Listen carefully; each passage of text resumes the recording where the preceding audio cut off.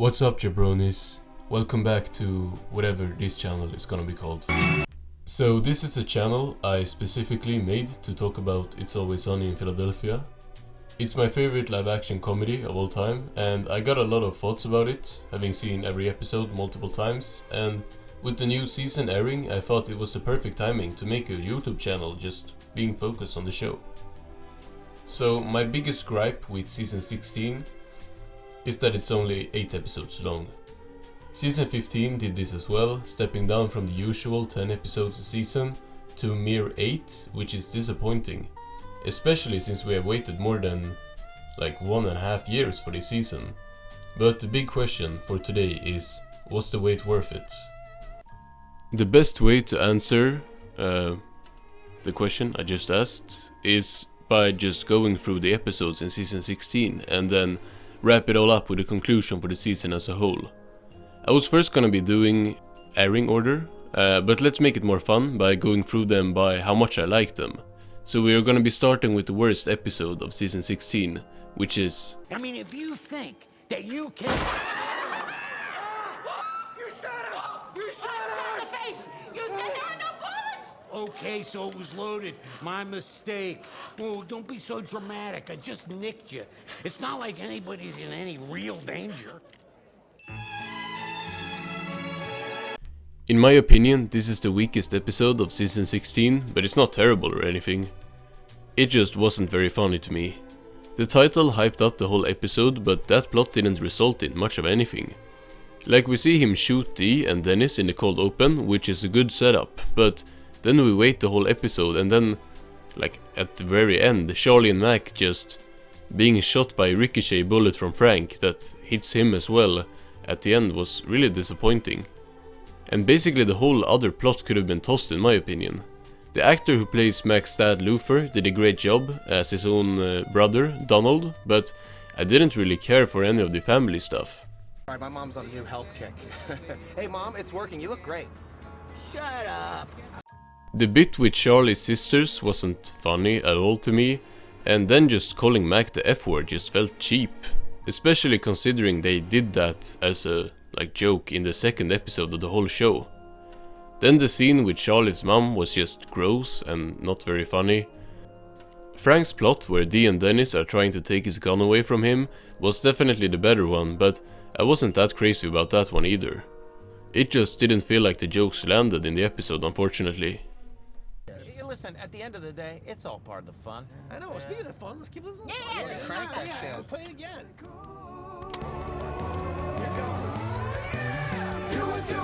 Do whatever you want at Risky Refuge, do whatever you want. I'm sorry, but this one wasn't funny to me either. I promise I will have nicer things to say soon, but it's just when you are talking about episodes in this order, most of the negativity is gonna land right at the start. I have this above Frank shoots every member of the gang, simply because it's a better plot. That episode fell flat because it was built around a joke that wasn't funny, while this one had some interesting stuff going on. Well, interesting might be a stretch. My biggest problem with this plot is just that it's a whole bunch of nothing. From the cold open, you would expect the episode to be about them doing some sort of scheme where they make their own version of this kid's place, but that's only the last couple minutes. It's time for action, it's time for fun. You better move, get off your butt and run. You're a kid, you make the rules. Be rude, freak out, and do something cool. Do whatever you want. The rest of the episode is just them going around this place complaining how things aren't as they used to be. Social commentary is fine, even meta commentary, you know, Sunny has done it excellently before, but the difference is that back then it was funny. I don't really care if it's satire because it just felt like I was reading some boomer comic about kids these days.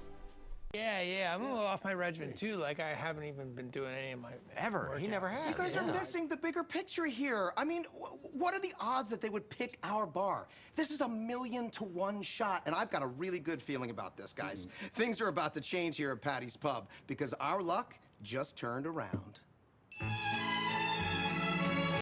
So this episode is pretty straightforward. The gang all gets cursed. My favorite part was definitely Dennis. Glenn Howerton is a great actor, and Dennis forgetting words is kind of hilarious to watch.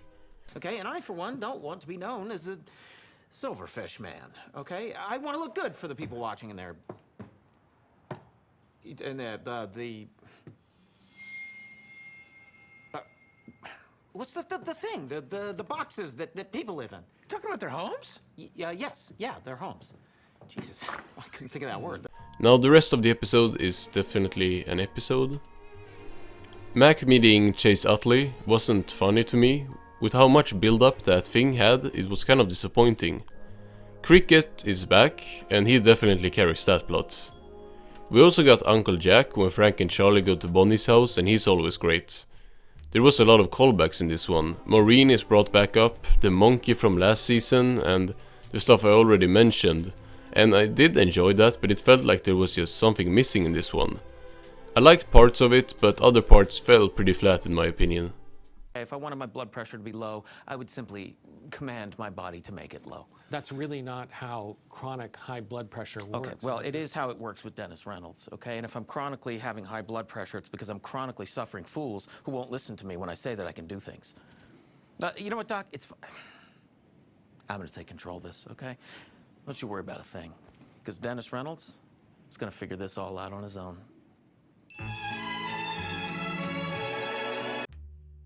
This episode could honestly go last or first on this list, and I could make a good argument for both. I don't know how to feel about Dennis Takes Mental Health Day. On one hand, it's one of the most relatable episodes I've ever seen, with Dennis trying to get along with apps and self-driving cars. You know, I'd really rather not, because I'm afraid if I get out, then I'm not gonna be able to start the car again.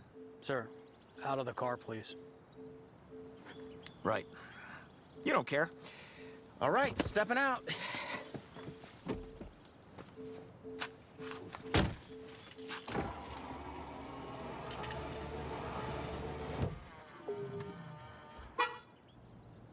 Well, who could have predicted that? But on the other hand, it's not even close to being funny.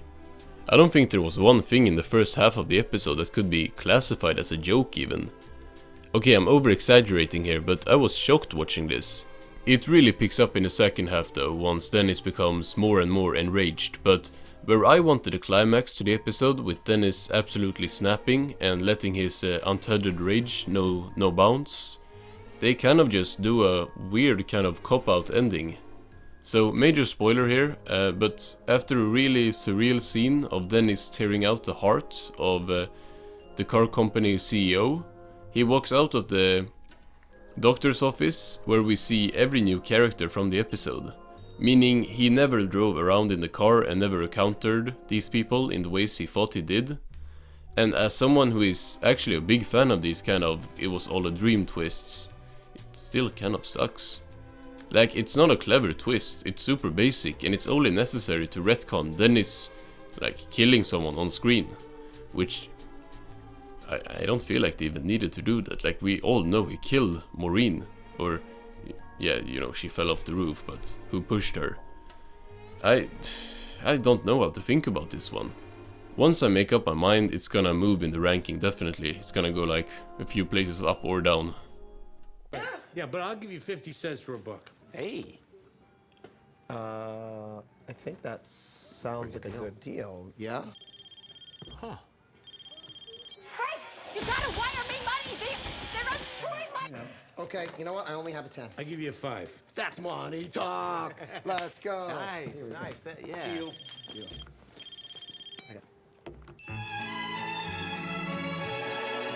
This episode did probably one of the best reveals of the whole show, with Charlie's doors actually leading somewhere. They've always been there and I have never really thought about it, but him having an entire bedroom and a bathroom that's never been seen ever was great. But I got one, like, big problem with the episode, and that is that we never see where the third door leads to. Dee glues herself to it, but they don't even bring it up, that they can open that door as well. Can't wait until season 31 for that reveal. As for the rest of the episode, it's decent. Mac and Dennis does a whole inflatable couch thing, which is pretty enjoyable, and Mac just keeps eating peanuts that he's allergic to, which was also fun. Frank's money comes into play once again as he sets the whole plot into motion by buying both Charlie's and Dee's building. Dee also gluing herself to everything was also enjoyable. Any idiot could take a bottle of booze, slap a celebrity's face on it, and make a fortune. I mean, we could do it if we wanted. We know more about booze than these two guys. Are you kidding probably. me? Look, yeah, is there an opportunity for us to create a booze of our own, right? And go pitch those guys? Yeah, of course there is. It'd be so easy. It would be so easy, you know? And could we do something like that? Also, yes, Of course we absolutely. could. But, I mean, are we gonna go do something like that? Yes, we're gonna do it. I think we should. Yeah, we're I gonna think do we it. should. It's already happening. As a huge Fixing Good fan, I was excited for this episode ever since that one picture with Brian and Aaron in Paddy's pub first surfaced. This one is weird, but in a good way. Aaron Paul and Bryan Cranston were great choices for guest actors and they fit in really well next to the gang. This is also a way better scheme plot for the season than the last minute one in the Risky Rat episode. How they actually pulled it off and got the two actors on Frank's plane was great to see unfold, and them being really weird added comedy to the episode, which has been missing for like multiple of the other episodes in the season in my opinion. It was kind of disappointing to not have any constructing neutral references, with both the main characters being here, but it was funny how the gang just assumes Aaron Paul is the kid from Malcolm in the Middle. Ding dong's in our hand. What's she talking about? Bitch. God, my ding dong wasn't even in my hand. I mean, Mine was. Yeah, so was mine. Yeah, I was scratching mine when she said that. I had my hands fully down my pants, if I'm being honest. I had to push it to the left. They get itchy. It was such a That was a coincidence. lucky That's guess. crazy It was a guess. lucky guess. It was a lucky guess. But that's not the point. Look, the point is, we have a lot better things to do than just go bowling. This was the other episode I was excited about, since multiple side characters were returning in this one. The plot is very simple. Dee and her team of female side characters, those being the waitress, Artemis and Gail the Snail, play bowling against the rest of the gang.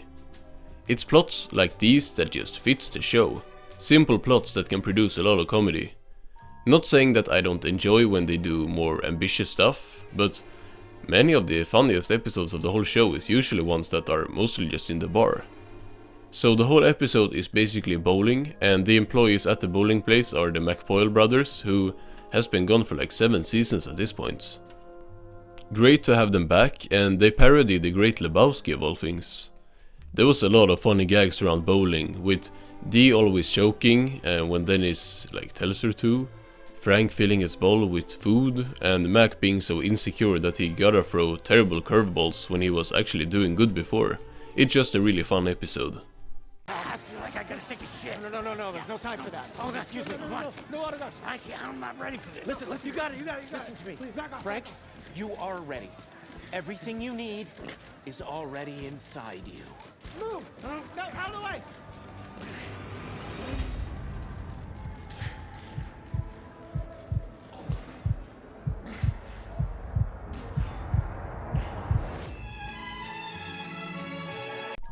This episode has 2 great plots. In the first one, Dennis teaches a reverse version of the Dennis system to Dee and Mac, where instead of getting any girl, the SIND system gets you any man. I did not get that he was spelling Dennis backwards, I'm as dumb as Mac and Dee. But there was a lot of hilarious stuff in this plot. It reminded me of one of the best plots in the entire show, with Charlie's date in The Waitress is Getting Married. Sounds interesting. What is it that you do again? I'm like a janitor. I'm a full-on rapist. Similarly to there, Dennis is pretending to work at a restaurant to sneak up and interrupt Mac and Dee when they're saying something really dumb to the dates. Annoyed Dennis is really fun to watch, like, you know when he gets angry at the rest of the gang not getting it, and I honestly prefer it here to in Dennis Takes a Mental Health Day, just because here it's way funnier. How did that line up like that? Like, what are the odds, though? Wow. What do you mean, the odds of what? What are the odds that the steps to the system would be Dennis backwards and that they would spell out the word sinned? Hi! Hi, because I made it up.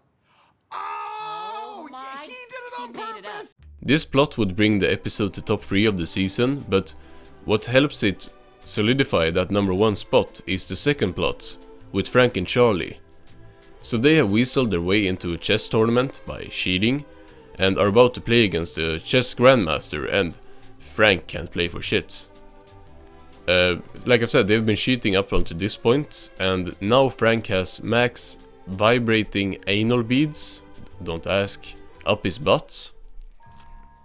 And with the help of the greatest side character in the show, Uncle Jack, Dennis, who has finished his own plots, now controls the beads to give Frank electrical shocks, so he can know where to put the chess pieces.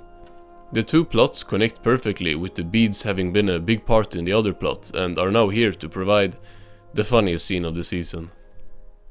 It won't go down. What have you done? Take Ricky! Take Ricky! Take him! Take him! Take him!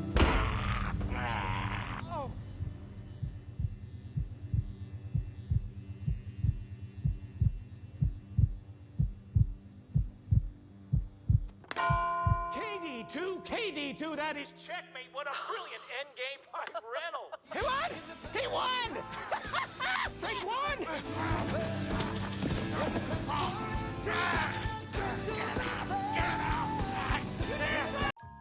So what to say about season 16? It has a couple of great episodes and then some not so great episodes. For me, this was expected because sadly long gone is the era where every Sunny episode was hilarious from beginning to end. Frank vs. Russia and the gang goes bowling are the only ones I would call hilarious, and that still doesn't go for the entire runtime. But these episodes show that the gang still has it, and if the entire season was at the comedy quality of Frank vs. Russia, this season would have been the funniest in many years. Now it sadly isn't. In my opinion, it's bottom 3 seasons on a comedy level, but that doesn't mean it's bad. Because the plots are strong this season. At least most of them. I wasn't crazy at all about the Chuck E. Cheese one, actually, thinking of it, but 6 of the 8 episodes had really well constructed plots that would make top tier episodes if the comedy and, sadly, characters were a bit stronger. Because the characters aren't at their peak here, to no one's surprise. I still like the gang, of course, and their qualities are still here, but they feel a bit watered down. Dennis doesn't rage and doesn't do anything that outrageous really. Dee is basically just Dennis lights. Mac lacks identity, which is ironic. Charlie isn't his normal self, and Frank doesn't do much in the season at all, except like getting anal beads in his ass. It's a bit sad, but it's not to a huge level or something. But for me it feels a bit like something is missing, and if the characters were written not in the same way, but in the same mind space as a few seasons ago, I think the episodes would just be a lot funnier. All in all, season 16 of Sunny is a mixed bag, and I will most likely not come back to half the season. But I enjoyed that other half, and I'm hopeful for season 17. Stay tuned for more It's Always Sunny content. I want to talk about the older seasons, to give off like more of a positive vibe. Probably I'm gonna be starting with a video like this, but about season 1, and then going all the way through, like the show. Thanks for watching.